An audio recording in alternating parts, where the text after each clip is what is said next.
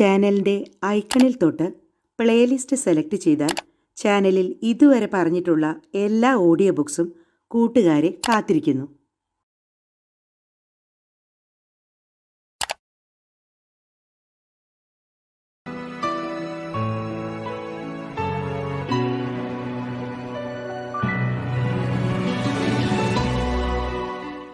എല്ലാ കൂട്ടുകാർക്കും coffee time audio ബുക്കിലേക്ക് സ്വാഗതം.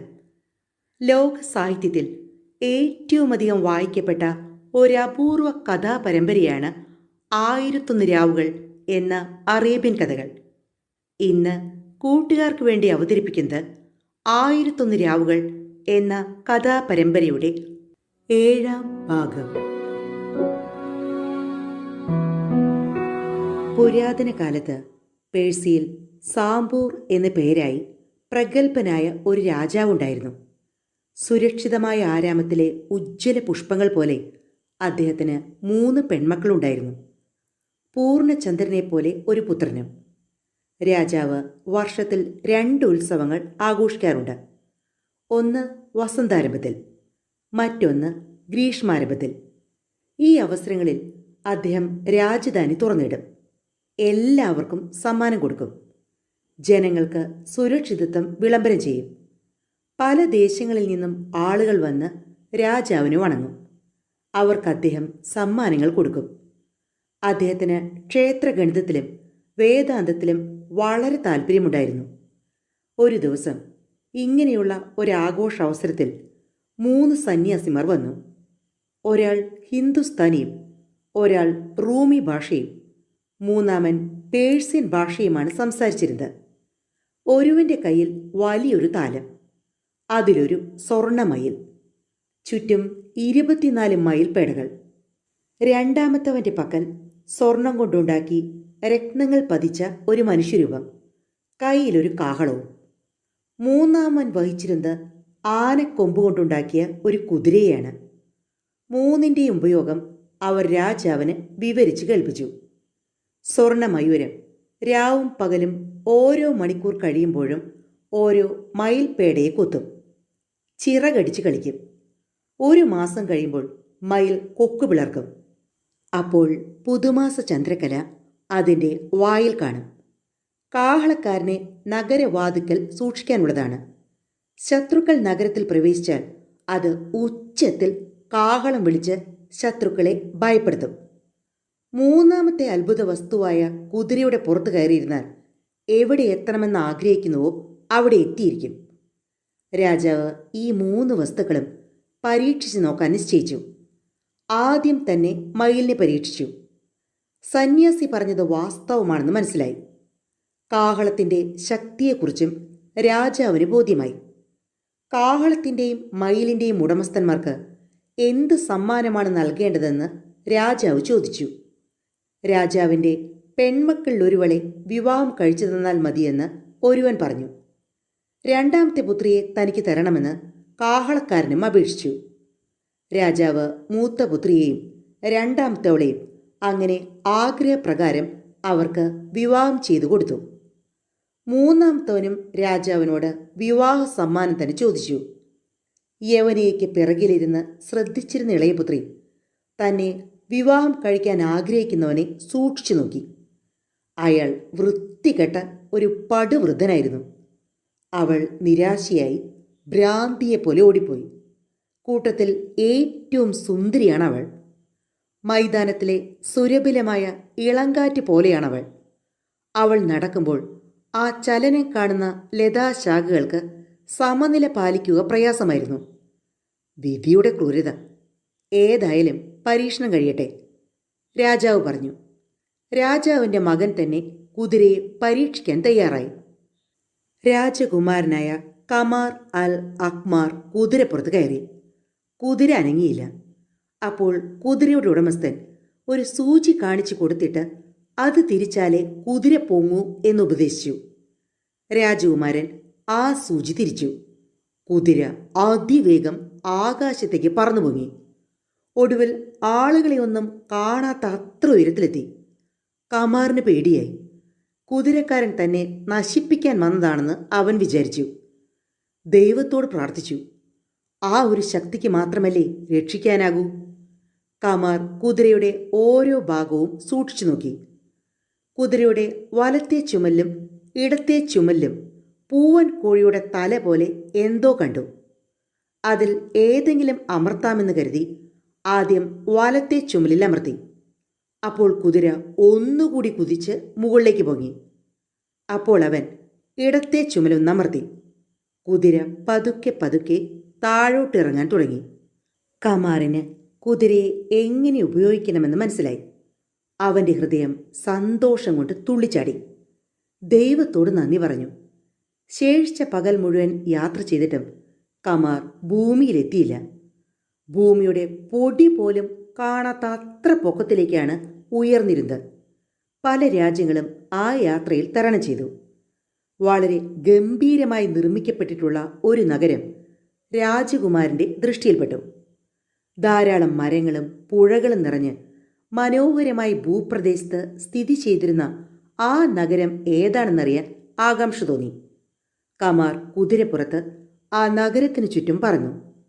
സൂര്യാസ്തമയമായി. ഈ നഗരത്തിൽ തന്നെ രാത്രി കഴിച്ച് കൂട്ടുകയാകും ഭേദമെന്ന് അവൻ തീരുമാനിച്ചു. രാവിലെ മാതാപിതാക്കന്മാരുടെ അടുത്തേക്ക് തന്നെ പറന്നു പോകാം. തനിക്ക് രാത്രി വിശ്രമിക്കാൻ പറ്റിയ സ്ഥലം വേണം. ഉയർന്നു നിൽക്കുന്ന രാജധാനി കണ്ടു. ചുറ്റും മതിൽക്കെട്ടുകൾ, ധാരാളം പടയാളികൾ. അതുതന്നെയാണ് പറ്റിയ സ്ഥലം. കമാർ രാജധാനിയുടെ പരന്ന മേൽത്തട്ടിലിറങ്ങി. ദൈവാധീനം കൊണ്ട് എനിക്ക് മാതാപിതാക്കളെ കണ്ടുമുട്ടാൻ സാധിച്ചാൽ ഈ കുതിരയുടെ ഉടമയ്ക്ക് എന്ത് വേണമെങ്കിലും പ്രതിഫലം നൽകും. അത്ര മഹത്തായ ഒരു സൃഷ്ടിയാണിത്. രാജധാനിയിൽ എല്ലാവരും ഉറങ്ങിക്കഴിഞ്ഞിരുന്നു. വിശപ്പും ദാഹവും സഹിക്കവയ്യാതെയായി. കമാർ കുതിരയെ ഒരിടത്ത് നിർത്തി വലതും ഭക്ഷിക്കാൻ കിട്ടുമോ എന്ന് നോക്കാൻ ഉറച്ചു. താഴേക്ക് പോകുന്ന കുറെ കോണിപ്പടികൾ കണ്ടു. അവയിലൂടെ ഇറങ്ങി കെട്ടിടത്തിൻ്റെ കീഴ്ഭാഗത്ത് എത്തി. അവിടെ മാർബിൾ കൊണ്ട് പടുത്ത ഒരങ്കണമുണ്ടായിരുന്നു. അതിൻ്റെ ഭംഗി കണ്ട് രാജകുമാരൻ വിസ്മയിച്ചു പോയി. പക്ഷേ രാജധാനിക്കുള്ളിൽ ഒരാട്ടവും അനക്കവുമില്ല.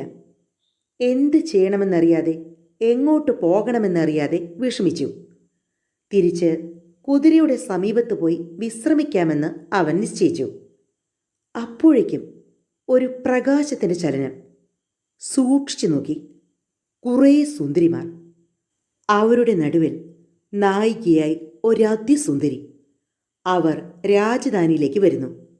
ഇത്ര ഭംഗിയുള്ള രൂപം അവൻ ജീവിതത്തിൽ ഇതിനു മുമ്പ് കണ്ടിട്ടേയില്ല. എല്ലാം തികഞ്ഞ പെണ്ണ്. ആ യുവതി അവിടുത്തെ രാജാവിൻ്റെ പുത്രിയായിരുന്നു. അവളോടുള്ള അത്യഗാധമായ സ്നേഹം കൊണ്ട് രാജാവ് അവൾക്ക് വേണ്ടി നിർമ്മിച്ച സൗധമാണിത്. മനസ്സിനെന്തെങ്കിലും വ്യാകുലതയുണ്ടായാൽ അവൾ ഇവിടെ വന്ന് 1-2 ദിവസം കഴിയും. അകമ്പടി സേവിച്ചുകൊണ്ട് വാൾ ധരിച്ച ഒരു ഷണ്ടനും നടന്നിരുന്നു. അവർ രാജധാനിയിലേക്ക് പ്രവേശിച്ചു. ഇരിപ്പിടങ്ങളും മേശകളും മറ്റും നിരത്തിയിട്ടു. എല്ലാവരും ഇരുന്ന് വർത്തമാനം പറഞ്ഞ് രസിക്കാൻ തുടങ്ങി. ഉടനെ രാജകുമാരൻ ആ ഷണ്ടന്റെ നേരെ കുതിച്ച് അവനെ ആക്രമിച്ചു. അവൻ ചത്ത പോലെ താഴെ വീണു. അത് കഴിഞ്ഞ് രാജകുമാരൻ വാൾ ചുഴറ്റി തോഴിമാരെയും തുരത്തി. ഭയപ്പെട്ടവർ അങ്ങോട്ടും ഇങ്ങോട്ടും ഓടി. രാജകുമാരി സ്തബ്ധയായെങ്കിലും കമാറിന്റെ സൗന്ദര്യം അവളെ ആകർഷിച്ചു. തലേ ദിവസം രാജകുമാരിയെ വിവാഹം കഴിക്കണമെന്ന് ആവശ്യപ്പെട്ടുകൊണ്ട് ഒരു രാജകുമാരൻ എത്തിയിരുന്നു. തനിക്ക് അയാളെ കാണാനിട കിട്ടിയില്ല. അവനെ കണ്ടാൽ തന്നെ വെറുപ്പ് തോന്നുമെന്ന് പറഞ്ഞ് പിതാവ് ഉപേക്ഷിച്ചത് രാജകുമാരി കേട്ടിരുന്നു. അയാളായിരിക്കും ഈ സുന്ദരനെന്ന് അവൾ കരുതി. ഇത്ര മനോഹരമായ ഒരുവനെ പിതാവ് തള്ളിക്കളഞ്ഞല്ലോ എന്നോർത്ത് അവൾക്ക് കടുത്ത ദുഃഖം തോന്നി. അവൾ തന്നെ സമീപിച്ച കുമാരനെ ആലിംഗനം ചെയ്തു. അരികിൽ പിടിച്ചിരുത്തി. അപ്പോൾ തോഴിമാർ പരസ്പരം നോക്കി പുഞ്ചിരിയോടെ ചുറ്റും വന്നു നിരുന്നു. ഭവതിയുടെ പിതാവ് തള്ളിക്കളഞ്ഞ രാജകുമാരനല്ല ഇത്. അവൻ വിരൂപനാണ്. ഇദ്ദേഹത്തിൻ്റെ വേലക്കാരനാകാൻ പോലും അവൻ അർഹനല്ല, അവർ പറഞ്ഞു. അടിമ പെണ്ണുങ്ങൾ പോയി ഷണ്ടനെ പിടിച്ചെഴുന്നേൽപ്പിച്ചു. അവൻ ചാടി എഴുന്നേറ്റ് വാൾ തിരിഞ്ഞു. നിന്റെ വാളെടുത്തവൻ, നിന്നെ അടിച്ച് താഴെയിട്ടവൻ രാജകുമാരിയുടെ അടുത്തിരിക്കുന്നുണ്ട്. ഷണ്ടൻ അത് കേട്ട് ഭയപ്പെട്ടു. ഈ ഷണ്ടനെ വിശ്വസിച്ചാണ് രാജാവ് പുത്രി അയച്ചിട്ടുള്ളത്. അതുകൊണ്ട് അവൻ കാമുകന്മാരുടെ സ്ഥലത്തേക്ക് ഓടിച്ചെന്നു.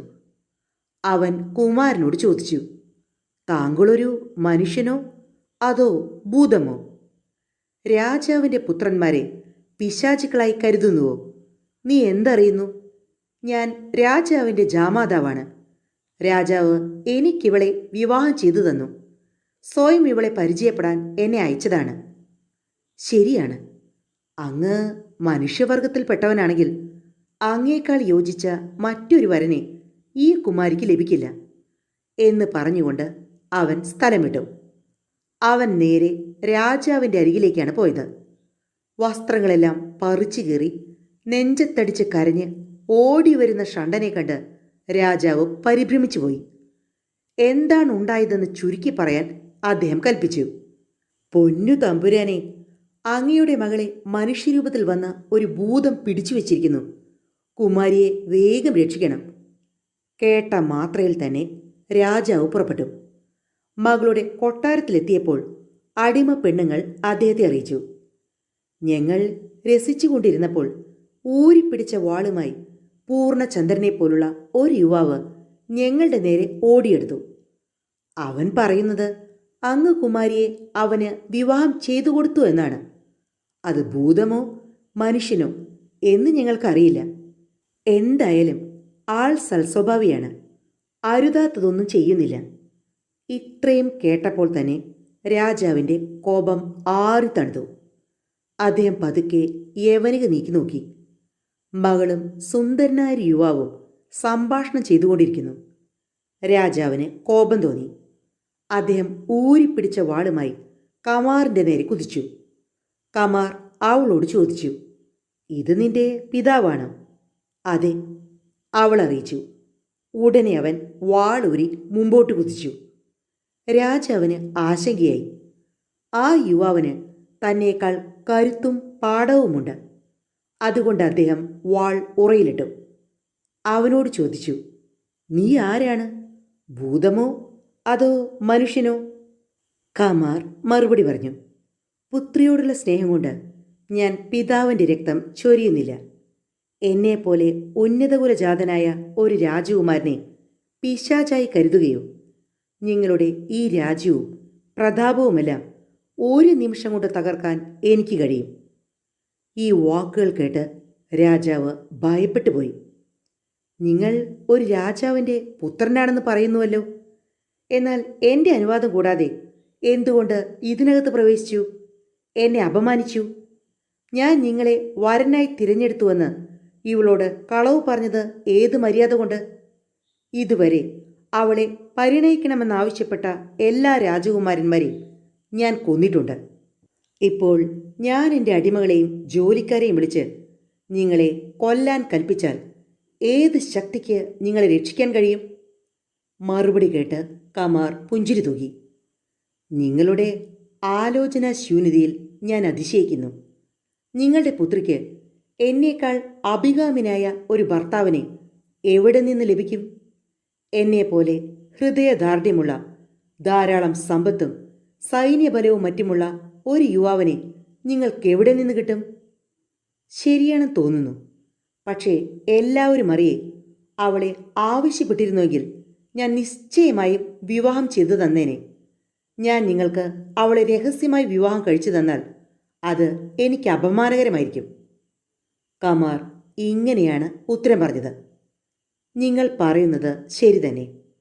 പക്ഷേ നിങ്ങളുടെ എല്ലാ അടിമകളും വേലക്കാരും സേനാനികളും ഇവിടെ വന്ന് എന്നെ ഇപ്പോൾ കൊല്ലുകയാണെങ്കിൽ നിങ്ങളുടെ വാക്ക് വിശ്വസിക്കുന്ന ജനങ്ങൾക്ക് ബഹുമാനം തോന്നുമായിരിക്കും. എന്നാൽ ചിലർ നിങ്ങളെ പഴിക്കും. അതുകൊണ്ട് ഞാൻ പറയുന്നത് കേൾക്കൂ, എന്നിട്ട് തീരുമാനിക്കൂ. ഒന്നെങ്കിൽ നമുക്ക് 2 പേർക്കും തമ്മിൽ പോരാടാം. അതിൽ ജയിക്കുന്നവന് രാജ്യം ഭരിക്കാം. അല്ലെങ്കിൽ ഇന്ന് രാത്രി നിങ്ങളുടെ മകളുടെ കൂടെ എന്നെ വെറുതെ വിടും. നാളെ രാവിലെ നിങ്ങളുടെ സൈന്യങ്ങളെയെല്ലാം അണിനിരത്തുക. എത്ര പേരുണ്ടാകുമാകെ? 4000 കുതിരപ്പടയാളികളും പുറമെ അസംഖ്യം അടിമകളും. കമാർ തുടർന്നു. ഒരുവൻ എൻ്റെ പുത്രിയെ പരിണയിക്കാൻ എത്തിയിരിക്കുന്നു. ഇവൻ നിങ്ങളോട് ഒറ്റയ്ക്ക് യുദ്ധം ചെയ്യുമെന്നും കീഴടക്കുമെന്നും പറയുന്നു. പരീക്ഷണം നടക്കട്ടെ എന്നവരോട് പറയുക. അങ്ങനെ അവർ എന്നോട് പൊരുതട്ടെ. യുദ്ധത്തിൽ ഞാൻ മരിക്കുകയാണെങ്കിൽ അങ്ങയുടെ രഹസ്യം പരസ്യമാക്കാതെ കഴിക്കാം. അങ്ങയുടെ മഹിമ അങ്ങനെ നിലനിർത്താം. ഞാനാണ് ജയിക്കുന്നതെങ്കിൽ മകൾക്ക് ഏറ്റവും അഭികാമ്യനായ ഒരു വരനെ കിട്ടിയെന്ന് നിങ്ങൾക്ക് അഭിമാനിക്കാം. രാജാവ് അത് സമ്മതിച്ചു. അദ്ദേഹം ഉടനെ തൻ്റെ ഷണ്ഡ പരിചാരകന് വരുത്തി. മന്ത്രിയോട് എല്ലാ സൈന്യങ്ങളെയും സജ്ജീകരിച്ച് അവിടേക്ക് വരണമെന്നറിയിക്കാൻ കൽപ്പിച്ചു. രാത്രി രാജാവ് കമാറുമായി സല്ലപിച്ചിരുന്നു. അങ്ങനെ നേരം പുലർന്നു. മന്ത്രി എല്ലാ അമീറുകളെയും സേനാനായകന്മാരെയും വരുത്തി രാജാവിൻ്റെ കൽപ്പന ധരിപ്പിച്ചു. എല്ലാവരും യുദ്ധസജ്ജീകരണങ്ങളുമായി രാജാവിൻ്റെ മുമ്പിലെത്തി. രാജാവ് തൻ്റെ കുതിരകളിൽ ഏറ്റവും നല്ല ഒന്നിനെ കമാറിനു വേണ്ടി ഒരുക്കി. പക്ഷേ കമാർ കുതിരയെ വേണ്ടെന്ന് പറഞ്ഞു. സൈന്യത്തെ കണ്ട ശേഷമേ താൻ കുതിരപ്പുറത്ത് കയറൂ എന്നായി കമാർ. രാജാവ് കമാറിനെയും കൂട്ടി യുദ്ധരംഗത്തെത്തി. അവിടെ കൂടിയിരുന്ന സൈന്യങ്ങളോട് രാജാവ് പറഞ്ഞു, ഇവൻ എൻ്റെ പുത്രിയെ കാക്ഷിച്ചു വന്നവനാണ്. ഇവനേക്കാൾ സുന്ദരനും ശക്തനുമായ മറ്റൊരുവനെ ഞാൻ കണ്ടിട്ടില്ല. ഇവൻ ഒറ്റയ്ക്ക് നിങ്ങളെ കീഴടക്കും എന്നാണ് പറയുന്നത്. നിങ്ങളിവനെ വാൾ തലപ്പുകൊണ്ടും കുന്തമുനകൾ കൊണ്ടും സൽക്കരിക്കുക. രാജാവ് കമാറിനോട് യുദ്ധം തുടങ്ങാൻ കൽപ്പിച്ചു. ഞാൻ നിലത്തുനിന്നും അവർ കുതിരപ്പുറത്ത് കയറി. എന്തൗചിത്യമാണ് മഹാരാജാവേ ഇതിൽ? കമാർ ചോദിച്ചു. ഞാൻ നിനക്ക് കുതിരയെ തന്നു, നീ വേണ്ടെന്ന് പറഞ്ഞു. ആരുടെ കുറ്റം? തനിക്ക് തൻ്റെ കുതിര മതിയെന്നായിരുന്നു കമാറിൻ്റെ മറുപടി. എവിടെയാണ് കുതിര? തൻ്റെ കുതിര കൊട്ടാരത്തിൻ്റെ മട്ടുപ്പാവിലുണ്ടെന്നും അതിനെ കൊണ്ടുവന്ന് തന്നാൽ മതിയെന്നും കമാർ പറഞ്ഞു. ഇവന് ശരിക്കും ഭ്രാന്താണ്.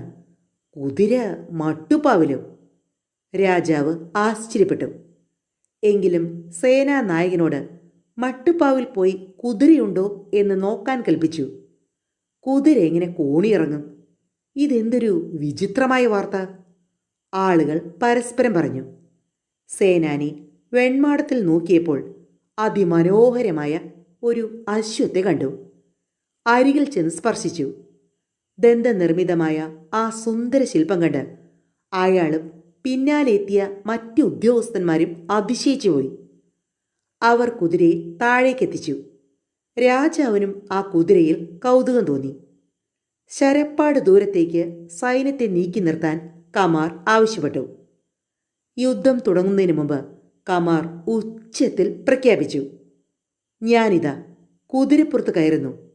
അങ്ങയുടെ സൈന്യത്തെ വലത്തോട്ടും ഇടത്തോട്ടും തുരത്തുന്നു. അവരുടെ ഹൃദയം കുത്തിമുറിക്കുന്നു. കമാർ അശ്വാരൂഢനായി. ഈ മനോഹര ശരീരം എങ്ങനെ വെട്ടി തുണ്ടമാക്കും? സേനാനികൾ പരസ്പരം മന്ത്രിച്ചു. കമാർ മുകളിലേക്ക് പോങ്ങാനുള്ള സൂചി തിരിച്ചു. കുതിര അതിവേഗത്തിൽ ആകാശത്തേക്ക് പൊങ്ങി. അവനെ പിടിക്കൂ! രാജാവ് ഗർജിച്ചു. പറക്കുന്ന പക്ഷിയെ ഞങ്ങൾക്ക് എങ്ങനെ പിടിക്കാൻ കഴിയും? അവനൊരു മായാവിയാണ്. അവനെ ദൈവം രക്ഷിച്ചു, പടയാളികൾ പറഞ്ഞു. രാജാവ് അമ്പരന്ന് ദുഃഖിതനായി രാജധാനിയിലേക്ക് മടങ്ങി. പുത്രി വിരഹവേദന കൊണ്ട് സങ്കടപ്പെടുകയാണ്. പിതാവ് നടന്നതെല്ലാം അവളെ ധരിപ്പിച്ചു. അവനൊരു മായാവിയാണെന്നും ദൈവാധീനത്താൽ അവൾ രക്ഷപ്പെട്ടുവെന്നും പറഞ്ഞ് മകളെ മാറോടണച്ച് ചുംബിച്ചു. പക്ഷേ അവളുടെ ദുഃഖത്തിനൊരു ശമനവും ഉണ്ടായില്ല. ഞാനിനി ഒന്നും ഭക്ഷിക്കില്ല, ജലപാനം കഴിക്കില്ല എന്നായി കുമാരി. രാജാവിൻ്റെ മനസ്സ് ആർദ്രമായി. അദ്ദേഹത്തിൻ്റെ ആശ്വാസവചനങ്ങൾ അവളുടെ അടുത്ത് വില പോയില്ല. അച്ഛനും മകളും ഒരുപോലെ ദുഃഖിതരായി. കമാർ ആ രാജ്യത്തിൻ്റെയും രാജാവിൻ്റെയും മകളുടെയും പേര് വിവരങ്ങൾ ജനങ്ങളിൽ നിന്നും ഗ്രഹിച്ചിരുന്നു. സാന എന്ന പേരായ ആ നഗരം വിട്ടുയർന്ന കമാറിൻ്റെ മനസ്സ് മുഴുവൻ അവളെക്കുറിച്ചുള്ള ചിന്തകളായിരുന്നു. കമാർ തൻ്റെ രാജ്യത്തെത്തി. കൊട്ടാരത്തിൻ്റെ മട്ടുപ്പാവിൽ കുതിരയെ നിർത്തി. കൊട്ടാരം ശോകമൂകമായിരുന്നു. ഏക അവകാശിയായ രാജപുത്രന്റെ മരണം സംഭവിച്ചതുപോലെ എല്ലാവരും ദുഃഖത്തിൽ മുഴുകിയിരുന്നു. കമാർ വേഗം പിതാവിനെ സമീപിച്ചു. പിതാവ് പുത്രൻ പോയതിൽ ദുഃഖിതനായി കതകടച്ചിരിക്കുകയായിരുന്നു. കുതിരക്കാരനായ ആ സന്യാസിയെ തുറങ്കിലടച്ചിരുന്നു. പുത്രനെ കണ്ട രാജാവ് സന്തോഷത്തോടെ അവനെ ആലിംഗനം ചെയ്തു. കാരാഗൃഹത്തിൽ നിന്നും സന്യാസിയെ വരുത്തി. രാജാവ് അയാൾക്ക് ആദരസൂചകമായി ഒരു ഉടയാട നൽകി. ബഹുമാനപൂർവ്വം പെരുമാറിയെങ്കിലും അയാൾക്ക് തൻ്റെ പുത്രിയെ വിവാഹം ചെയ്തു കൊടുത്തില്ല. സന്യാസിക്ക് അതിഭീകരമായ കോപം തോന്നി. ആ കുതിരയെ കൊടുത്തതിൽ ദുഃഖവും. ഇനി ആ കുതിരയും കൊണ്ട് എങ്ങും പോവണ്ട, രാജാവ് പറഞ്ഞു. കമാർ തൻ്റെ യാത്രയിൽ നടന്ന കഥകളെല്ലാം പിതാവിനെ വിസ്തരിച്ച് കേൾപ്പിച്ചു. ഭാഗ്യം കൊണ്ട് നീ രക്ഷപ്പെട്ടു. വേണമെങ്കിൽ അയാൾക്ക് നിന്നെ കൊല്ലാമായിരുന്നു. പിന്നീടവർ ആഹ്ലാദാഘോഷങ്ങളിൽ മുഴുകി. സദ്യ നടത്തി. രാജാവിൻ്റെ ആവശ്യപ്രകാരം ഒരുവൾ വന്ന് വീണമീട്ടി മനോഹരമായ ഒരു ഗാനം ആലപിക്കാൻ തുടങ്ങി. നിന്നെക്കുറിച്ചുള്ള ഓർമ്മകൾക്ക് മരണമില്ല. നീ എത്ര വിദൂരത്തായാലും ദിവസങ്ങൾ കൊഴിയട്ടെ, വർഷങ്ങൾ മരിക്കട്ടെ, കാലം തന്നെ മൃതമാകട്ടെ, നിന്നോടുള്ള പ്രേമത്താൽ ഞാൻ മരിക്കും. കമാറിൻ്റെ ഹൃദയം പ്രേമസ്മരണയാൽ തപ്തമായി. അവൻ പതുക്കെ കുതിരയുടെ അടുത്തേക്ക് പോയി. ഒന്നും ആലോചിക്കാതെ അതിൻ്റെ പുറത്ത് കയറി പുറപ്പെട്ടു. രാജാവ് പുത്രൻ കുതിരപ്പുറത്ത് കയറി ഉയരുന്നത് മാത്രമേ കണ്ടുള്ളൂ. കുതിരയെ ഒളിപ്പിച്ച് വെക്കാത്തതിൽ അദ്ദേഹത്തിന് ദുഃഖം തോന്നി. കമാർ നേരെ സാന നഗരത്തിലിറങ്ങി. ആദ്യം സമ്മേളിച്ച ശാലയിൽ അടിമ പെണ്ണുങ്ങളുടെ നടുവിൽ ദുഃഖാകുലിയായിരിക്കുന്ന രാജകുമാരിയെ കണ്ടു. അതിശയത്താൽ അവളുടെ മിഴികൾ വിടർന്നു. ഇരുവരും ആലിംഗനബദ്ധരായി. കമാർ അവളെ തൻ്റെ രാജ്യത്തേക്ക് ക്ഷണിച്ചു. അവൾ പരിപൂർണ സമ്മതത്തോടെ പുറപ്പെട്ടു. അവർ മട്ടുപ്പാവിൽ കയറി. കുമാരിയെ തൻ്റെ കുതിരയുടെ പുറത്ത് കയറ്റി കമാർ കുതിരയെ ആകാശത്തേക്ക് പറപ്പിച്ചു. അടിമ പെണ്ണുങ്ങൾ അലമുറയിട്ടു. രാജാവും രാജ്ഞിയും ആകാശത്തേക്ക് നോക്കി നിന്നു. രാജാവ് ഉറക്കെ വിളിച്ചു പറഞ്ഞു, കമാർ, നീ ഞങ്ങളോട് ദയവ് കാണിക്കൂ, എൻ്റെ മകളെ വിട്ടുതരൂ. അവൻ അതിനുത്തരമൊന്നും പറഞ്ഞില്ല. കുമാരിക്ക് അച്ഛനമ്മമാരെ പിരിഞ്ഞതിൽ വിഷമമുണ്ടാകുമെന്ന് അവൻ കരുതി. പക്ഷേ അവൾ പ്രേമത്തിൻ്റെ അടിമയായി എവിടെ പോകാനും തയ്യാറായിരുന്നു. കമാർ അവളെയും കൊണ്ട് ഒരു മൈതാനത്തിറങ്ങി വിശ്രമിച്ചു. വീണ്ടും പറന്നു. കമാർ തൻ്റെ നഗരത്തിലെത്തിയപ്പോൾ കുമാരിയെ തോട്ടത്തിലെ ഒരു മുറിയിലിരുത്തി. കുതിരയെ വാതിൽക്കൽ നിർത്തി. വധുവിനെ ആഘോഷപൂർവ്വം രാജധാനിയിലേക്ക് കൊണ്ടുപോകണമെന്ന് നിശ്ചയിച്ച് അവൻ പിതാവിൻ്റെ അടുക്കിലേക്ക് പോയി. കമാർ വിവരങ്ങളെല്ലാം പിതാവിന് ധരിപ്പിച്ചു. രാജാവ് സന്തോഷത്തോടെ തൻ്റെ പരിവാരങ്ങളുമായി പുത്രവധുവിനെ കൊണ്ടുവരാൻ പുറപ്പെട്ടു. എല്ലാ പരിചാരകരെയും അടിമകളെയും വളരെ വില പിടിച്ച വസ്ത്രങ്ങൾ ധരിപ്പിച്ചു. വധുവിനെ കൊണ്ടുവരാൻ ചുവപ്പും പച്ചയും മഞ്ഞയും കലർന്ന നീരാളം കൊണ്ടുള്ള ഒരു പല്ലക്ക് നിർമ്മിച്ചു. അങ്ങനെ എല്ലാവരും കൂടി ആരാമത്തിൽ വധുവിൻ്റെ വിശ്രമ സങ്കേതത്തിലെത്തി. പക്ഷേ അതിശയമെന്ന് പറയട്ടെ, കമാർ നോക്കിയപ്പോൾ കുതിരയുമില്ല, കുമാരിയുമില്ല. ആ പേഴ്സ്യൻ സന്യാസിക്കല്ലാതെ മറ്റാർക്കും കുതിരയുടെ ഉപയോഗം അറിയില്ലെന്ന് അവന് നിശ്ചയമുണ്ടായിരുന്നു. തോട്ടം സൂക്ഷിപ്പുകാരോട് ചോദിച്ചപ്പോൾ ഔഷധ ചെടികൾ ശേഖരിക്കാൻ വന്ന പേഴ്സ്യൻ സന്യാസിയല്ലാതെ ആരും തന്നെ തോട്ടത്തിലേക്ക് കടന്നിട്ടില്ലെന്നറിഞ്ഞു. കമാർ പോയപ്പോൾ വിധിവച്ചാൽ ആ പേഴ്സ്യൻ സന്യാസി അതിലെ വന്നു. കമാറിൻ്റെ വധു വിശ്രമമുറിയിലിരിക്കുകയായിരുന്നു. അവളുടെ ദേഹത്തിൽ നിന്ന് ഉദ്ഗമിച്ച കസ്തൂരിയുടെയും മറ്റ് സുഗന്ധദ്രവ്യങ്ങളുടെയും സൗരഭ്യം അയാളെ ആകർഷിച്ചു.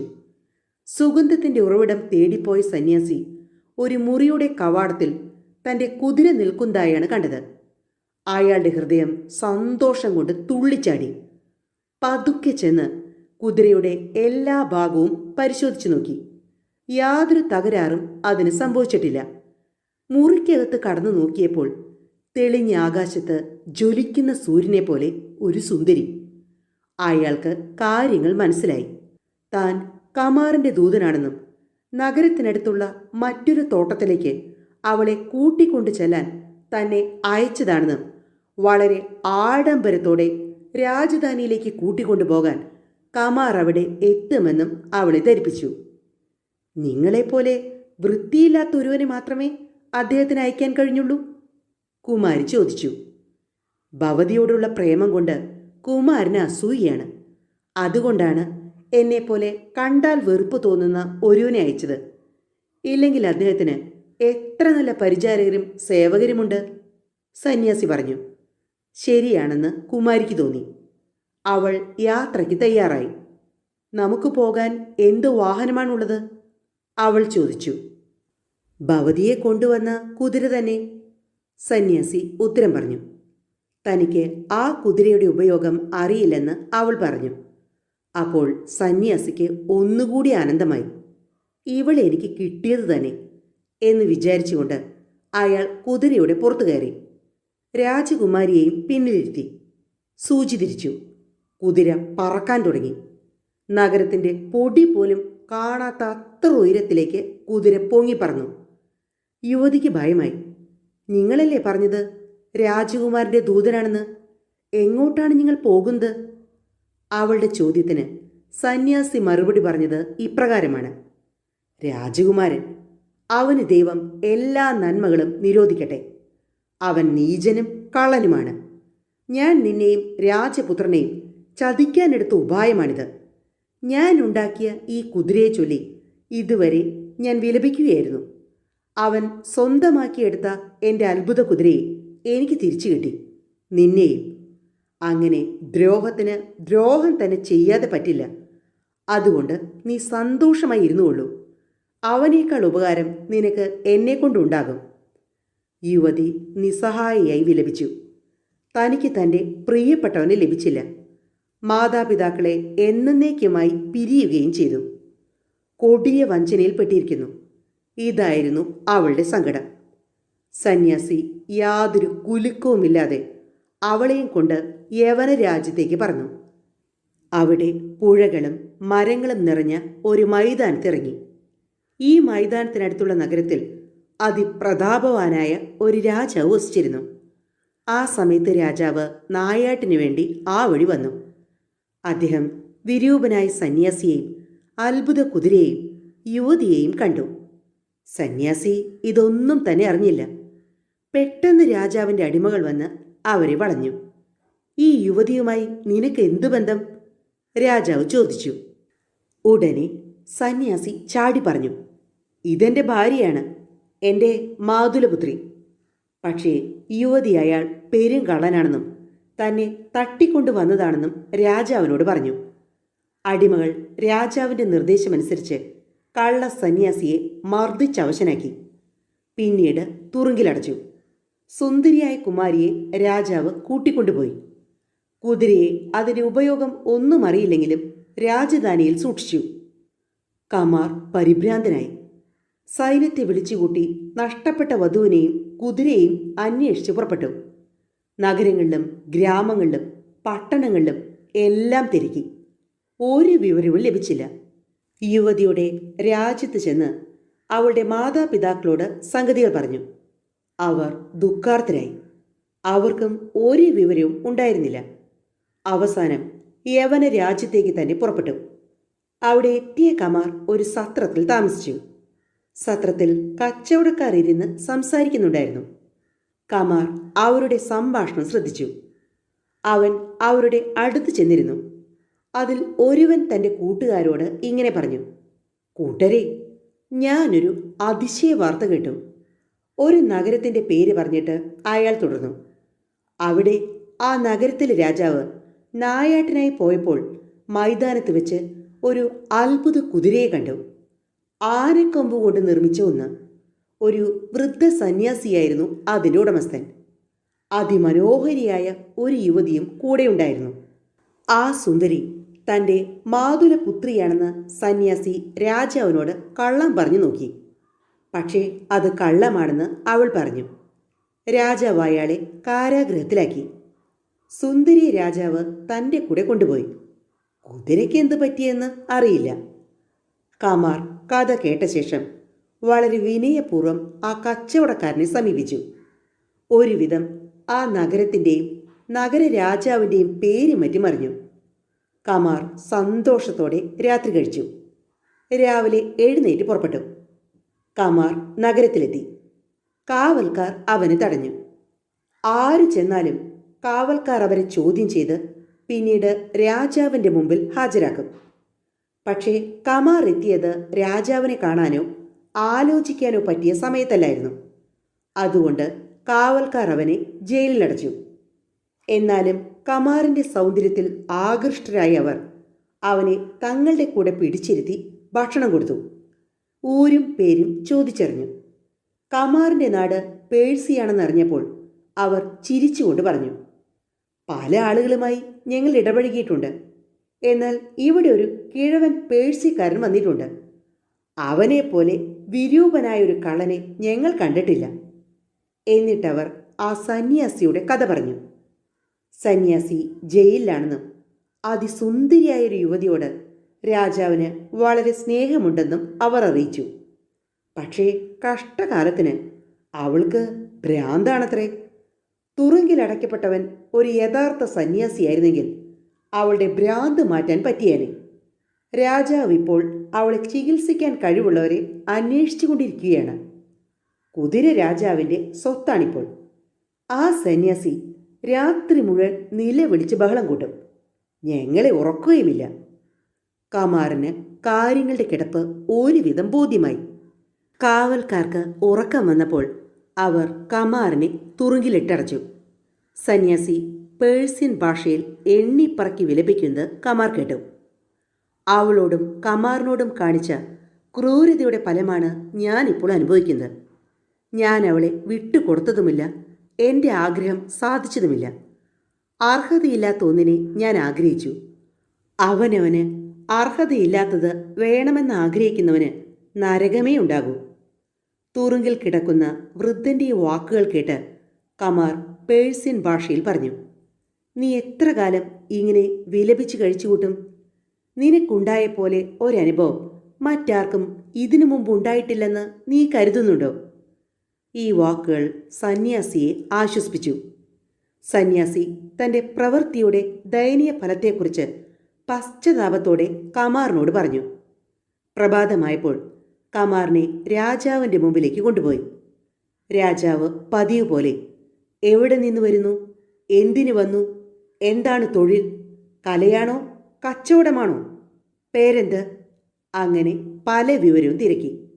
രാജകുമാരൻ മറുപടി പറഞ്ഞു, എൻ്റെ പേര് പേഴ്സ്യൻ ഭാഷയിൽ ഹാർജി എന്നാണ്. രാജ്യം പേഴ്സ്യ. ഞാനൊരു ശാസ്ത്രജ്ഞൻ. വൈദ്യശാസ്ത്രത്തിലാണ് കൂടുതൽ സാമർഥ്യം.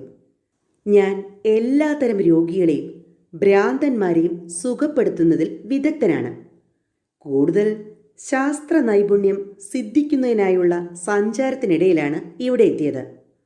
രാജാവിന് വളരെ സന്തോഷമായി. പറ്റിയ സന്ദർഭത്തിൽ തന്നെയാണ് ദിവ്യനായി അങ്ങ് എത്തിച്ചേർന്നത്. രാജാവ് ആ യുവതിയുടെ അവസ്ഥ വിവരിച്ചു. അവളുടെ രോഗം മാറ്റിയാൽ എന്ത് വേണമെങ്കിലും നൽകാമെന്ന് വാഗ്ദാനം ചെയ്തു. കഥ കേട്ട രാജകുമാരൻ കുതിര എവിടെയാണെന്ന് ചോദിച്ചു. കുതിര തൻ്റെ പക്കലുണ്ടെന്ന് രാജാവ് അറിയിച്ചു. കുതിരയെ ഒന്ന് പരിശോധിച്ചു നോക്കണം. അതിന് കുഴപ്പമൊന്നുമില്ലെങ്കിൽ തൻ്റെ ആഗ്രഹം എളുപ്പം നടക്കുമെന്ന് കമാർ മനസ്സിൽ വിചാരിച്ചു. അതിനു വല്ല കുഴപ്പവും പറ്റിയിട്ടുണ്ടെങ്കിൽ വേറെ വല്ല ഉപായവും കണ്ടുപിടിക്കണം.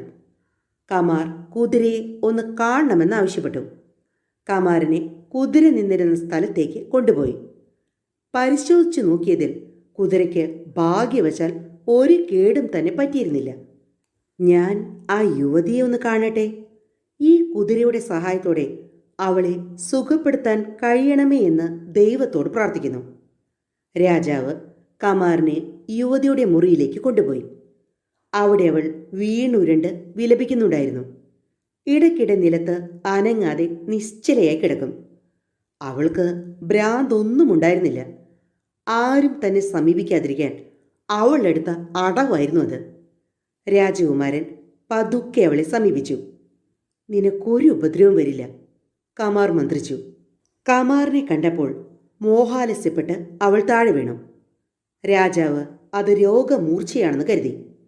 രാജകുമാരൻ പതുക്കെ അവളുടെ ചെവിയിൽ ഇങ്ങനെ മന്ത്രിച്ചു, ക്ഷമയോടുകൂടെ കാത്തിരിക്കൂ.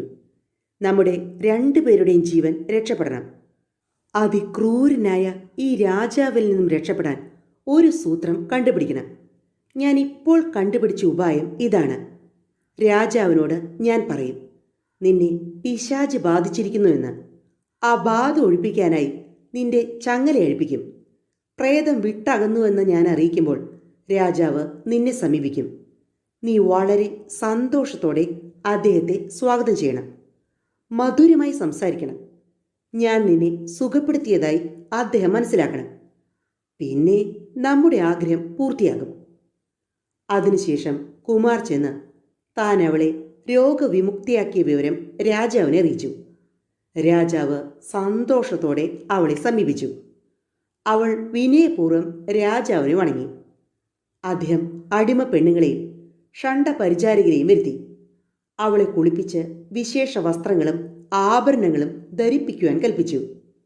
അവൾ പൂർണ്ണ ചന്ദ്രനെ പോലെ തിരിച്ചു വന്നു. അത്യധികം സന്തുഷ്ടനായ രാജാവ് രാജകുമാരനെ കെട്ടിപ്പിടിച്ചു. കുമാറിന്റെ ദിവ്യത്വം കൊണ്ടാണ് ഇതെല്ലാം നടന്നതെന്ന് രാജാവ് വിചാരിച്ചു. അപ്പോൾ കമാർ രാജാവിനോട് പറഞ്ഞു, ആ യുവതിക്ക് പൂർണ്ണാരോഗ്യം കൈവരണമെങ്കിൽ നമ്മൾ എല്ലാവരും കൂടി അവളെ ആദ്യം കണ്ടുമുട്ടിയ സ്ഥലത്ത് കൊണ്ടുപോകണം. ദന്തം കൊണ്ടുള്ള അശ്വത്തെയും കൊണ്ടുപോകണം. അവിടെ വെച്ച് അവളെ ആവേശിച്ച ബാധയെ ഞാൻ പൂർണ്ണമായും നിഗ്രഹിക്കും. രാജാവിന് അത് സമ്മതമായി. എല്ലാവരും കൂടി മൈതാനത്തേക്ക് പുറപ്പെട്ടു. ഒരു യോഗിയുടെ ഭാവം നടിച്ചിരുന്ന കമാർ യുവതിയെയും കുതിരയെയും രാജാവിൻ്റെയും സൈനികരുടെയും കണ്ണെത്താത്ത ദൂരത്തിൽ നിർത്തണമെന്ന് പറഞ്ഞു. താൻ അവളുടെ സമീപം ചെന്ന് സുഗന്ധദ്രവ്യങ്ങൾ പുകച്ച് മന്ത്രം ചൊല്ലി ബാധയെ ആവാഹിക്കുമെന്നും കുതിരപ്പുറത്ത് കയറ്റി ചുറ്റിപ്പറന്ന് തിരിച്ചു വരുമ്പോഴേക്കും രോഗം നിശേഷം മാറിയിരിക്കുമെന്നും പറഞ്ഞു. രാജാവ് കമാറിന് അനുവാദം നൽകി. കമാർ രാജകുമാരിയെ കുതിരപ്പുറത്ത് കയറ്റിയിരുത്തി. അവളെ ചേർത്ത് പിടിച്ചു. സൂചി തിരിച്ചു. കുതിര അതിവേഗം പൊങ്ങി പറന്നു. ഉച്ചവരെ രാജാവ് അവിടെ തന്നെ നോക്കി നിന്നു, അവരുടെ തിരിച്ചുവരവും കാത്ത്. അവസാനം താൻ പറ്റിക്കപ്പെട്ടു എന്ന് നിശ്ചയമായപ്പോൾ വളരെ ജാളിത്തോടെ കൊട്ടാരത്തിലേക്ക് മടങ്ങി. രാജകുമാരനാകട്ടെ തൻ്റെ കാമുകിയുമൊത്ത് ആനന്ദത്തോടെ പിതാവിൻ്റെ നഗരത്തിലെത്തി. രാജകുമാരിയെ കൊട്ടാരത്തിൽ സുരക്ഷിതമായ ഒരു സ്ഥലത്തിരുത്തി മാതാപിതാക്കളെ ചെന്ന് കണ്ട് വിവരങ്ങളെല്ലാം അറിയിച്ചു. എല്ലാവർക്കും സന്തോഷമായി. ഗ്രീക്ക് രാജാവ് ലജ്ജിച്ചും ദുഃഖിച്ചും ഏകാന്തതയിൽ അഭയം തേടി. അദ്ദേഹത്തിൻ്റെ മന്ത്രിമാർ വൈദ്യൻ ഒരു മായാവിയാണെന്നും അവനിൽ നിന്ന് രാജാവും രാജ്യവും രക്ഷപ്പെട്ടത് തന്നെ ഭാഗ്യമായി എന്നും പറഞ്ഞ് രാജാവിനെ ആശ്വസിപ്പിച്ചു. കമാർ തൻ്റെ നഗരത്തിലെ ജനങ്ങളെ സൽക്കരിച്ചു. വിവാഹാഘോഷങ്ങൾ ആർഭാടപൂർവ്വം നടത്തി. ബുദ്ധിമാനായ പിതാവ് മന്ത്രക്കുതിരയെ ചലനരഹിതമാക്കി. കമാർ തൻ്റെ ഭാര്യയുടെ പിതാവിന് ഒരു ദൂതൻ വശം കത്ത് കൊടുത്തയച്ച് ശുഭവാർത്ത അറിയിച്ചു. സാനായിലെ രാജാവിന് മകളുടെ സുഖാവസ്ഥ അറിഞ്ഞപ്പോൾ സമാധാനമായി. അദ്ദേഹം ജാമാതാവിന് വിശേഷപ്പെട്ട നിരവധി സമ്മാനങ്ങൾ കൊടുത്തയച്ചു. മന്ത്രക്കുതിരയുടെ കഥയ്ക്ക് ശേഷവും ഷഹ്റസാദ് കഥ തുടർന്നു. പുരാതന കാലത്ത് ഡമാസ്കസിൽ ഒരു കച്ചവടക്കാരനുണ്ടായിരുന്നു. അദ്ദേഹത്തിന് ഖാനിം എന്നു പേരായ ഒരു മകനും ഫിറ്റ്നെ എന്നു പേരായ ഒരു മകളുമുണ്ടായിരുന്നു. സൗന്ദര്യത്തിൽ അവരെ വെല്ലാൻ ആരും തന്നെ ആ നാട്ടിലുണ്ടായിരുന്നില്ല. അങ്ങനെ ഇരിക്കുമ്പോൾ അവരുടെ പിതാവ് മരിച്ചു. അയാൾക്ക് കണക്കറ്റ സ്വത്തുണ്ടായിരുന്നു. പിതാവ് ആഗ്രഹിച്ചിരുന്ന പ്രകാരം മകൻ ചരക്കുകളുമായി കച്ചവടത്തിന് ബാഗ്ദാദിലേക്ക് പുറപ്പെട്ടു. അക്കാലത്ത് ഹാറൂൺ അൽ റഷീദായിരുന്നു ഖലീഫ. ബാഗ്ദാദിലെത്തിയ ഖാനീമിന് നല്ല സ്വീകരണമാണ് ലഭിച്ചത്. ഖാനീം ഒരു നല്ല വീട് വാടകയ്ക്കെടുത്ത് താമസിച്ചു.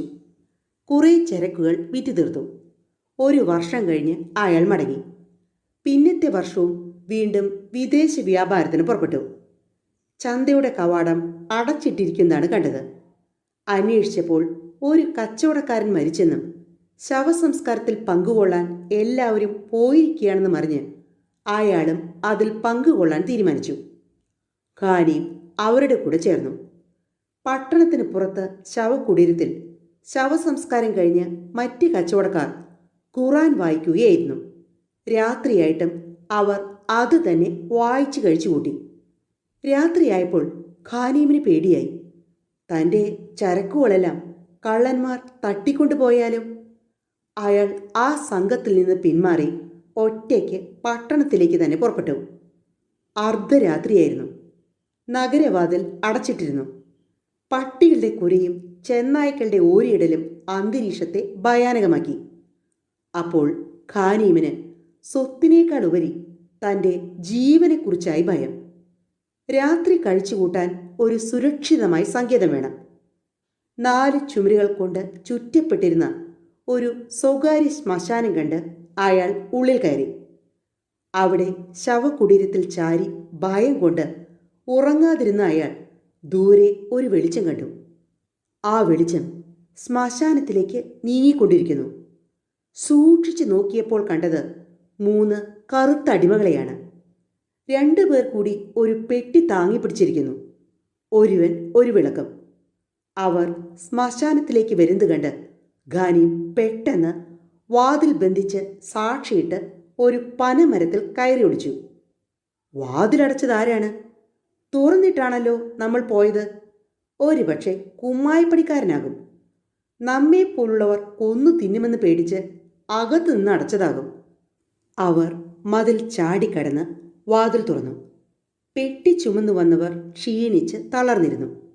നമുക്കല്പം വിശ്രമിച്ചിട്ടാകാം ശവകുടീരം തുറക്കാൻ. ഇപ്പോൾ ശേഷി തീരെയില്ല. നമ്മുടെ സമ്പാദ്യപ്പെട്ടി കവർന്നു പോകാതെ സൂക്ഷിക്കണം. വല്ല കള്ളന്മാരും ഉള്ളിലുണ്ടായിരുന്നെങ്കിൽ നമ്മെ കണ്ട് പേടിച്ച് മരത്തിന്മേൽ കയറി ഒളിച്ചിട്ടുണ്ടാകും, മറ്റൊരുവൻ പറഞ്ഞു. ഖാനീം അത് കേട്ട് ഭയപ്പെട്ടു. സർവേശ്വര, ഈ കുടുക്കിൽ നിന്ന് എന്നെ രക്ഷിക്കണേ, അയാൾ പ്രാർത്ഥിച്ചു.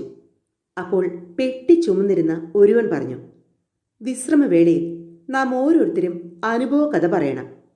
തുടങ്ങുക. പെട്ടി താങ്ങിയിരുന്ന മറ്റേയാൾ തൻ്റെ കഥ പറയാൻ തുടങ്ങി. 8ാമത്തെ വയസ്സിലാണ് ഞാൻ ഈ തൊഴിൽ തുടങ്ങിയത്. എല്ലാ തവണയും വലിയ നുണകൾ പറഞ്ഞ് ഞാൻ യജമാനെ പറ്റിക്കാറുണ്ട്. അങ്ങനെ എന്നെ വാങ്ങാൻ പലർക്കും വിസമ്മതമായി. യജമാനൻ എന്നെ വിൽക്കാൻ ഒരു ദല്ലാളിനെ ഏൽപ്പിച്ചു. ഒരു കച്ചവടക്കാരൻ എൻ്റെ സ്വഭാവം കൊണ്ട് തന്നെ എന്നെ സ്വായത്തമാക്കി. ഞാൻ ആ വ്യാപാരിയുടെ കൂടെ 1 വർഷം കഴിച്ചുകൂട്ടി. പുതുവർഷം ആഗതമായി. ആ വർഷം അനുഗ്രഹീതമായിരുന്നു. കച്ചവടക്കാർക്കെല്ലാം ഭാഗ്യം തെളിഞ്ഞു.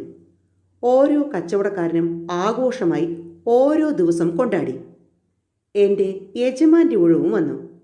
അദ്ദേഹം കൂട്ടുകാരെയെല്ലാം ക്ഷണിച്ചു.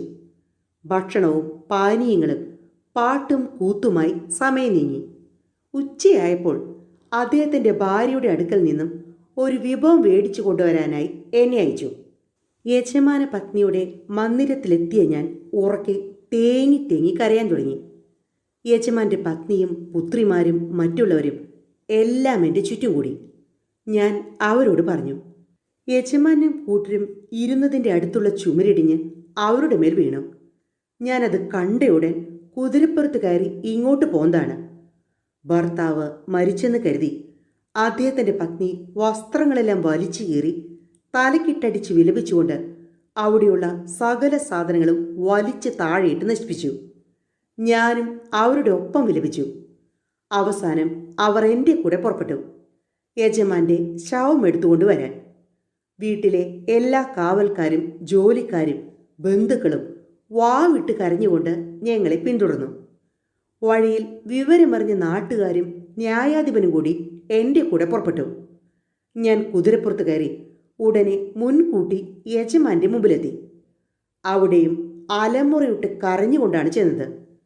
വീട്ടിലെ ചുമരിടിഞ്ഞു വീണ് ഭാര്യയും കുട്ടികളുമെല്ലാം മരിച്ചു കിടക്കുന്നു എന്നാണ് അദ്ദേഹത്തോട് പറഞ്ഞത്. അദ്ദേഹവും കൂട്ടുകാരും പരിഭ്രാന്തരായി പുറപ്പെട്ടു. 2 സംഘവും വഴിയിൽ വെച്ച് കൂട്ടിമുട്ടി. അപ്പോഴാണ് അവർക്ക് ഞാൻ അവരെ പറ്റിച്ചതാണെന്ന് ബോധ്യമായത്. വീട്ടിലെത്തി സാധനങ്ങളെല്ലാം നാശമായി കിടക്കുന്നത് കണ്ടപ്പോൾ യജമാനൻ ഒന്നുകൂടി കോപിച്ചു.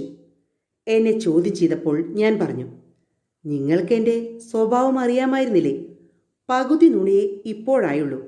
ഈ വർഷത്തിന് മുമ്പ് തന്നെ നുണ പൂർത്തീകരിക്കാനുണ്ട്. പകുതി നുണ കൊണ്ട് വീട് നശിക്കാറായി. ഇനി ബാക്കി കൂടിയായാൽ രാജ്യം തന്നെ നശിച്ചേക്കുമല്ലോ എന്നായി നാട്ടുകാർ. കേസ് ന്യായാധിപന്റെ അടുത്തെത്തി. ന്യായാധിപൻ എന്നെ തല്ലിച്ചതച്ചു. പിന്നെ പലർക്കും ഞാൻ വിൽക്കപ്പെട്ടു. അങ്ങനെ അവസാനം ഞാൻ ഇവിടെ എത്തി. എൻ്റെ എല്ലാ ഉത്സാഹവും അസ്തമിച്ചിരിക്കുന്നു. ചത്തതിനൊത്ത ജീവിതമാണ് എൻ്റേത്. മറ്റ് രണ്ടുപേരും കഥ കേട്ട് പൊട്ടിച്ചിരിച്ചു. നീ ഒരു സമർത്ഥൻ തന്നെ, അവർ സമ്മതിച്ചു. മൂന്നാമത്തവൻ അവൻ്റെ കഥ പറഞ്ഞു തുടങ്ങി. കൂട്ടുകാരെ, നിങ്ങളുടെ കഥയെല്ലാം വിഡ്ഢിത്തങ്ങളാണ്. ഞാൻ എൻ്റെ കഥ പറയാം. നീണ്ട കഥ. പക്ഷേ രാവിലെ ആളുകൾ വരുന്നതിന് മുമ്പ് നാം നമ്മുടെ ജോലി തീർക്കണം. അല്ലെങ്കിൽ അവർ നമ്മളെ പെട്ടിയോടെ പിടിക്കും. അവർ വിളക്ക് കെടുത്തി. 4 ശവകുടീരങ്ങൾക്കിടയിലായി ഒരു വലിയ കുഴി കുഴിച്ചു. അവസാനം പെട്ടി കുഴിയിലാക്കി മണ്ണിട്ട് മൂടി അവർ അപ്രത്യക്ഷരായി. ഗാനി തനിച്ചായി. പെട്ടിയിൽ എന്താണെന്നറിയാൻ തിടുക്കമായി. പ്രഭാതം വരെ അവൻ കാത്തിരുന്നു.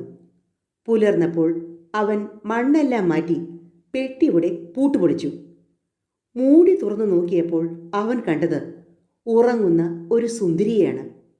അവൾ അപ്പോഴും ശ്വാസം വലിക്കുന്നുണ്ടായിരുന്നു. അതിസുന്ദരിയായ അവളുടെ കഴുത്തിൽ നിറയെ സ്വർണം കൊണ്ടും വൈരം കൊണ്ടുമുള്ള ആഭരണങ്ങളായിരുന്നു.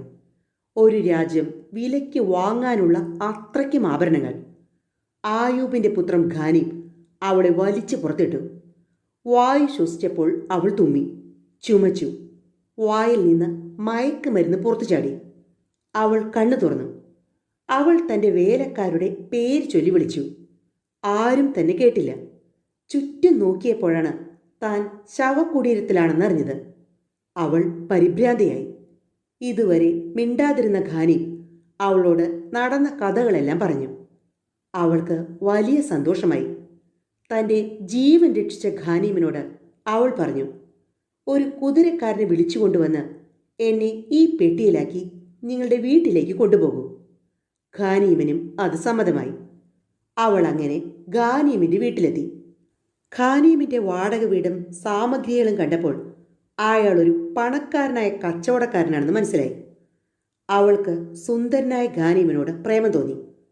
അവൻ അങ്ങാടിയിൽ പോയി പൊരിച്ചാട്ടിറച്ചിയും പഴങ്ങളും മെഴുകുതിരികളും സുഗന്ധദ്രവ്യങ്ങളും വാങ്ങി തിരിച്ചു വന്നു. സുഖമായി ഭക്ഷണം കഴിച്ചു. രണ്ടുപേർക്കും പരസ്പരം തീവ്രമായ ആഗ്രഹമുണ്ടായിരുന്നു. അവർ സുഖമായി ആ രാത്രി കഴിച്ചു കൂട്ടി. ഖാനിം രാവിലെ എഴുന്നേറ്റ് ചന്തയിലേക്ക് പുറപ്പെട്ടു. വീട്ടു സാധനങ്ങളെല്ലാം വാങ്ങി തിരിച്ചു വന്നു. അവൾ പറഞ്ഞു, നമുക്ക് തമ്മിൽ ബന്ധപ്പെടാൻ കഴിയാത്ത ഒരു കഥയാണ് എൻ്റേത്. ഖാനീമിന് അതറിയാൻ തിടുക്കമായി.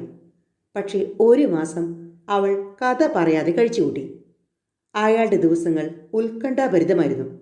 ഒരു ദിവസം അവൾ ഖാനീമിനോട് തൻ്റെ വസ്ത്രത്തിൻ്റെ കര കാണിച്ചു കൊടുത്തു. അതിൽ സ്വർണം കൊണ്ട് ഇങ്ങനെ രേഖപ്പെടുത്തിയിരുന്നു, ഞാൻ നിൻ്റേത്, നീ എൻ്റേത്. അത് വായിച്ച് ഖാനിം അവളോട് കഥ പറയാൻ നിർബന്ധിച്ചു. അവൾ കഥ പറഞ്ഞു തുടങ്ങി. ഞാൻ ഖലീഫയുടെ പ്രേമഭാജനമായ അടിമയാണ്. എൻ്റെ പേര് കുലൂബ്. ദൈവം കനിഞ്ഞ് എനിക്ക് ധാരാളം സൗന്ദര്യം തന്നു. ഖലീഫയ്ക്ക് എന്നിൽ കമ്പമായി. അദ്ദേഹം എന്നെ ഒരു രഹസ്യമുറിയിൽ താമസിപ്പിച്ചു. 10 അടിമകൾ എന്നെ ശുശ്രൂഷിക്കാനുണ്ടായിരുന്നു.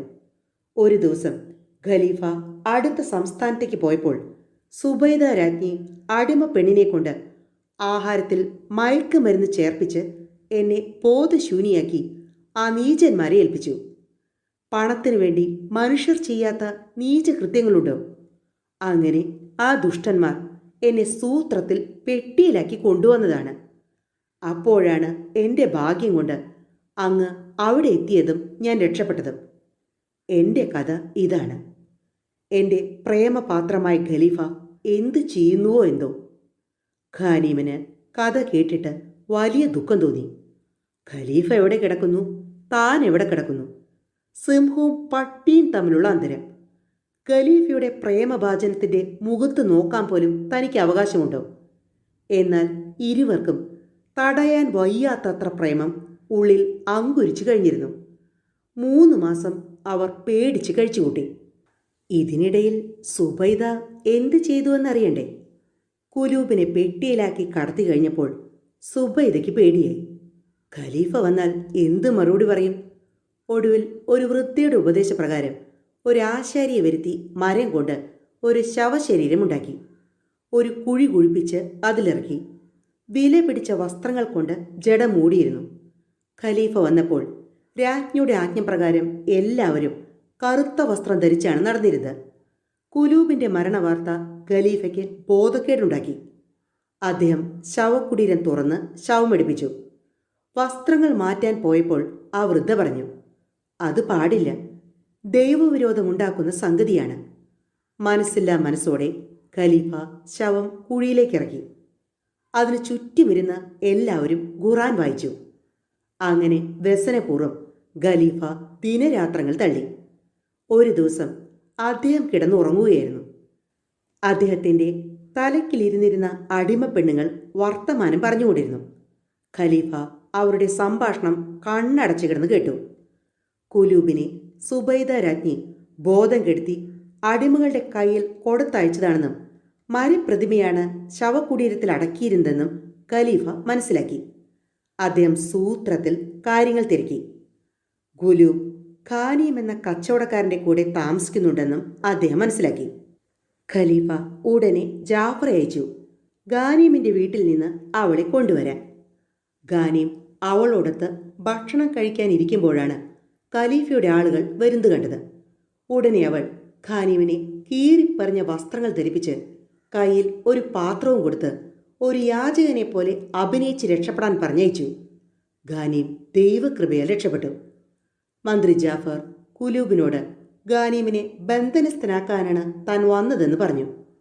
കുലൂബ് പറഞ്ഞു, ഖാനീം കച്ചവട ആവശ്യത്തിനായി ഡമാസ്കസിലേക്ക് പോയിരിക്കുകയാണ്. എനിക്ക് അദ്ദേഹത്തെപ്പറ്റി ഒരു വിവരവുമില്ല. ജാഫർ അവളെ രാജധാനിയിലേക്ക് കൊണ്ടുപോയി. അവളുടെ ആവശ്യപ്രകാരം ആ പെട്ടിയും എടുപ്പിച്ചു കൊണ്ടുപോയി. ഖാനീമിൻ്റെ സകല സാധനങ്ങളും നശിപ്പിച്ചു. ഖലീഫ അവളെ ഒരു ഇരുട്ടുമുറിയിലാക്കി. അവൾക്ക് കാവലായി ഒരു വൃദ്ധയെയും നിയോഗിച്ചു. പിന്നീട് ഖലീഫ ഒരു കത്തെഴുതി ഡമാസ്കസിലെ വൈസ്രോയ്ക്ക് അയച്ചു. ആയൂബിൻ്റെ പുത്രനായ ഖാനീമിനെ കണ്ടാൽ ഉടൻ ബന്ധിച്ച് ഹാജരാക്കണമെന്നായിരുന്നു നിർദ്ദേശം. വൈസ്രോയി ഖാനീമിൻ്റെ മാതാവിനെയും സഹോദരിയും വരുത്തി ഖാനീമിൻ്റെ വിവരമന്വേഷിച്ചു. അവർക്കും ഒരു വർഷമായി അയാളെപ്പറ്റി ഒരറിവുമുണ്ടായിരുന്നില്ല. ഈ സമയത്ത് പാവം ഖാനീം എല്ലാം നശിച്ച് ദുഃഖിതനായി തെരുവിലലയുകയായിരുന്നു. വിശപ്പും ദാഹവും ക്ഷീണവും കൊണ്ട് പരവശനായ ഖാനീം ഒരു ഗ്രാമത്തിലെത്തി. അവിടെ ഒരു പള്ളിയിൽ കടന്ന് ഒരു പായയിൽ കിടന്നു. ഭക്ഷണം കഴിക്കാത്തതിനാൽ അവൻ തളർന്നിരുന്നു. ഹൃദയം കിടന്ന് പിടയ്ക്കുന്നുണ്ടായിരുന്നു. അവനെ കണ്ടാൽ ആരും തന്നെ തിരിച്ചറിയുമായിരുന്നില്ല. പ്രഭാത പ്രാർത്ഥനയ്ക്ക് വന്ന ഗ്രാമവാസികൾ അവനെ കണ്ടു. മിണ്ടാൻ പോലും വയ്യാതെ കണ്ണീരൊഴുക്കിക്കൊണ്ട് കിടന്നിരുന്ന അവന് അവർ ഭക്ഷണം കൊടുത്തു. ഇങ്ങനെ ഒരു മാസം അവിടെ കഴിഞ്ഞപ്പോഴേക്കും അവൻ രോഗിയായി. ആളുകൾ അവനെ ബാഗ്ദാദിലെ ആശുപത്രിയിലേക്ക് അയക്കാൻ നിശ്ചയിച്ചു. അതിനെക്കുറിച്ച് സംസാരിച്ചു കൊണ്ടിരിക്കുന്നതിനിടയിൽ 2 യാചകികൾ അവിടെ എത്തി. അതവൻ്റെ അമ്മയും സഹോദരിയുമായിരുന്നു. പക്ഷേ അവൻ അവരെ തിരിച്ചറിഞ്ഞില്ല. അവർക്ക് അവനെയും മനസ്സിലായില്ല. ആളുകൾ പിറ്റേ ദിവസം അവനെ ഒട്ടകപ്പുറത്ത് കയറ്റി ബാഗ്ദാദിലെ ആസ്പത്രിയിൽ എത്തിച്ചു. ബാഗ്ദാദിലേക്ക് അവൻ്റെ കൂടെ അമ്മയും സഹോദരിയും പുറപ്പെട്ടു. അവർക്ക് സംശയം തോന്നി, അത് ഖാനീമായിരിക്കുമോ എന്ന്. എന്നാലും തീർച്ചയുണ്ടായിരുന്നില്ല. ഖാനീമനാണെങ്കിൽ മിണ്ടാനോ കണ്ണ് തുറക്കാനോ പാടില്ലായിരുന്നു. ഒട്ടകക്കാരൻ അവനെ ആസ്പത്രിയുടെ പടിക്കൽ കിടത്തി തിരിച്ചുപോയി. പിറ്റേ ദിവസം രാവിലെ ആ വഴി വന്ന ഒരു ഷെയ്ഖ് അവനെ കണ്ടു. ഷെയ്ഖ് ഒരു ചന്ത ഉടമയായിരുന്നു. ദയ തോന്നിയ അദ്ദേഹം അവനെ തൻ്റെ വീട്ടിലേക്ക് കൊണ്ടുപോയി. ഭാര്യയോട് അവന് വേണ്ട ശുശ്രൂഷകൾ ചെയ്യാൻ പറഞ്ഞു. കുലൂബ് 80 ദിവസം ഇരുട്ടറയിൽ കഴിഞ്ഞു. ഒരു ദിവസം ഖലീഫ ആ ഇരുട്ടറയ്ക്ക് മുമ്പിലൂടെ പോകുമ്പോൾ കുലൂബ് കരഞ്ഞുകൊണ്ട് ഇങ്ങനെ പറയുന്നത് കേട്ടു, എൻ്റെ പ്രിയപ്പെട്ട ഖാനീം, നീ എത്ര ദയാലുവാണ്. നീ ആരോട് ദയ കാണിച്ചുവോ അവൻ നിന്നെ ശിക്ഷിച്ചു. നീ ആരെ ബഹുമാനിച്ചുവോ അവൻ നിന്നെ ഉപദ്രവിച്ചു. നീ ആരെ ദൈവമെന്ന് കരുതിയോ അവൻ നിന്നെയും നിന്റെ അമ്മയെയും ദരിദ്രരാക്കി. പക്ഷേ ദൈവമെന്ന ന്യായാധിപൻ്റെ മുമ്പിൽ നീ രക്ഷപ്പെടും. ഇത് കേട്ട് ഖലീഫ അവളെ അടുക്കലേക്ക് വിളിപ്പിച്ചു. കുലൂബ് ഖലീഫയോട് കരഞ്ഞുകൊണ്ട് പറഞ്ഞു, വിശ്വാസികളുടെ തമ്പുരാനെ, ഗാനിം ഒരിക്കലും അങ്ങേക്ക് വിപരീതമായി എന്നോട് പെരുമാറിയിട്ടില്ല. നീതിപാലകനായ ഖലീഫ കുലൂബിന്റെ സങ്കടം കണ്ട് ഗാനീമിനെ കണ്ടുമുട്ടിയാൽ അവനെ അവൾക്ക് സമ്മാനമായി നൽകാമെന്ന് സമ്മതിച്ചു. അവനെ അന്വേഷിക്കുവാൻ അവൾക്ക് അനുവാദവും കൊടുത്തു. സന്തുഷ്ടയായ കുലൂബ് ധാരാളം സ്വർണ്ണ നാണയങ്ങൾ സമ്പാദിച്ച് ഷെയ്ഖുകളെ ഏൽപ്പിച്ചു, അപരിചിതർക്ക് ഭിക്ഷയായി കൊടുക്കുവാൻ. അങ്ങനെ ചന്ത ഉടമയായ ആ ഷെയ്ഖിനും അവൾ 1000 സ്വർണം സമ്മാനിച്ചു. അപ്പോൾ അദ്ദേഹം അവളെ വീട്ടിലേക്ക് വിളിച്ചുകൊണ്ടുപോയി അവിടെ അപരിചിതനായ ഒരു ചെറുപ്പക്കാരൻ താമസിക്കുന്നുണ്ട് എന്ന് പറഞ്ഞു. ആ വാക്കുകൾ കുലൂബിന്റെ മനസ്സ് കുളിർപ്പിച്ചു. അവിടെ രോഗശയ്യയിൽ കിടക്കുന്ന ഖാനീമിനെ കണ്ട് അവൾക്ക് മനസ്സിലായില്ല. അത്രയ്ക്ക് വ്യത്യാസപ്പെട്ടിരുന്നു ഖാനീമിന്റെ രൂപം. അവൾ അവന് ചില മരുന്നുകൾ കൊടുത്തു. പാവം രോഗി. അവൾ നിത്യവും അവനെ കാണാൻ വരുമായിരുന്നു. ആ ഇടയ്ക്കാണ് 2 അപരിചിതരായ സ്ത്രീകൾ തീരെ അവശരായ അവസ്ഥയിൽ ആ സ്ഥലത്ത് എത്തിയിരിക്കുന്ന വിവരം ചന്തയുടമയായ ഷെയ്ഖ് തന്നെ അവളെ അറിയിച്ചത്. കുലൂബ് ചെല്ലുമ്പോൾ അവർ കരഞ്ഞുകൊണ്ട് പറയുന്നുണ്ടായിരുന്നു, പൊന്നു മോനെ, നീ എവിടെയാണ്? നിന്റെ അമ്മയ്ക്കും സഹോദരിക്കും ഇങ്ങനൊരു അവസ്ഥ വന്നല്ലോ. ഞങ്ങളുടെ സ്വത്തെല്ലാം കണ്ടുകെട്ടിയല്ലോ. എൻ്റെ മകൻ ഖാനീമിനെ ആരെങ്കിലും കൊണ്ടുവന്ന് തരണമേ ദൈവമേ. തൻ്റെ പ്രിയപ്പെട്ടവൻ്റെ മാതാവിനെയും സഹോദരിയെയും തിരിച്ചറിഞ്ഞ കുലൂബിന് വലിയ ദുഃഖവും സന്തോഷവും തോന്നി. നിങ്ങൾക്കിനി ഒരു ബുദ്ധിമുട്ടുമുണ്ടാകില്ല എന്ന് പറഞ്ഞ് അവരെ ഷെയ്ഖിൻ്റെ വീട്ടിലേക്ക് കൊണ്ടുപോയി. അവൾ ഷെയ്ഖിന് കുറെ പണവും കൊടുത്തു, അവരുടെ സുഖ സൗകര്യങ്ങൾ ശരിയാക്കാൻ. പിറ്റേ ദിവസവും ഷെയ്ഖിൻ്റെ വീട്ടിലെത്തിയ കുലൂബ് ഗാനീമിൻ്റെ അമ്മയും സഹോദരിയും പുതുവസ്ത്രങ്ങളണിഞ്ഞ് സന്തോഷപൂർവ്വം ഇരിക്കുന്നതാണ് കണ്ടത്. എല്ലാവരും കൂടി രോഗിയുടെ മുറിയിൽ പോയി സംസാരിക്കുന്നതിനിടയിൽ ആരും കുലൂബ് എന്ന് വിളിക്കുന്നത് കേട്ടു. ഖാനീം പതുക്കെ കണ്ണു തുറന്ന് ക്ഷീണിച്ച സ്വരത്തിൽ കുലൂബ് എന്ന് മന്ത്രിച്ചു. എല്ലാവരുടെയും നോട്ടങ്ങൾ ആ മുഖത്ത് പതിഞ്ഞു. എല്ലാവരും ഖാനീമിനെ തിരിച്ചറിഞ്ഞു. കുലൂബിന് അളവറ്റ സന്തോഷമുണ്ടായി. ദൈവാനുഗ്രഹത്താൽ അമ്മയും സഹോദരിയും മകനും ഭാര്യയും ഒത്തുചേർന്നു. കുലൂബ് ഖലീഫയെ വിവരമറിയിച്ചു. 3-4 ദിവസത്തെ ശുശ്രൂഷ കൊണ്ടും തൻ്റെ മാതാവിനെയും സഹോദരിയെയും തിരിച്ചു കിട്ടിയ സന്തോഷം കൊണ്ടും ഖാനീം വേഗം രോഗവിമുക്തനായി. ഖലീഫ ഖാനീമിനെ തൻ്റെ സമീപത്തേക്ക് വിളിച്ചു. അയാൾ ആദ്യം മുതൽ അവസാനം വരെ നടന്നതെല്ലാം അദ്ദേഹത്തെ ധരിപ്പിച്ചു. ഖലീഫയ്ക്ക് ഖാനീമിനെ വളരെ ഇഷ്ടമായി. ഖലീഫ അയാളുടെ അതിസുന്ദരിയായ സഹോദരിയെ വിവാഹം ചെയ്തു. ഖാനീം കുലൂബിനെയും വിവാഹം ചെയ്തു. അങ്ങനെ എല്ലാം മംഗളമായി കലാശിച്ചു. 1001 രാവുകൾ എന്ന കഥാപരമ്പരയിലെ ഇന്നത്തെ കഥ എല്ലാ കൂട്ടുകാർക്കും ഇഷ്ടമായി എന്ന് തന്നെ കരുതുന്നു. അടുത്ത തവണ ഞാൻ എത്തും വരെ എല്ലാ കൂട്ടുകാർക്കും നന്ദി, നമസ്കാരം.